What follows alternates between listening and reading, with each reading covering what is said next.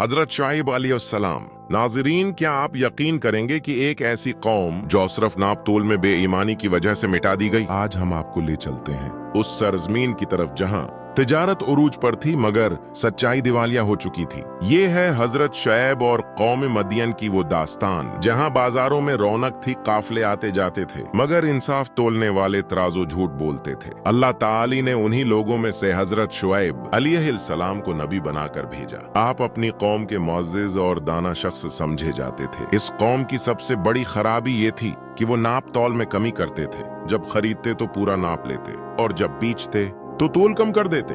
रास्तों पर बैठकर मुसाफिरों को लौटते और तिजारत में धोखा देना मामूल समझते थे। हजरत शुआइब ने उन्हें समझाया कि अल्लाह की इबादत करो, नाप तोल पूरा करो और जमीन में फसाद न फैलाओ। मगर लोगों ने साफ इनकार करते हुए कहा, ऐ शुएब, क्या तुम्हारी नमाज तुम्हें ये सिखाती है कि हम अपने माल में अपनी मर्जी भी न करें? ये सिर्फ इनकार नहीं था बल्कि अजाब इलाही को एक पुकार थी। हजरत शुआइब उन्हें मुसलसल समझाते रहे, अजाब से खबरदार करते रहे। मगर जब सरकशी हद से बढ़ गई तो आसमान से फैसला सादिर हुआ। एक सख्त जलजला आया, शदीद आवाज और चीख ने उन्हें आ लिया और वो सब अपने घरों में औंधे पड़े रह गए। ऐसी ही मुस्तनद तारीखी और इस्लामी वाकयात जानने के लिए दस्तान टीवी से जड़े रहें, जहां हर दास्तान एक सबक बनकर दिल तक उतरती है।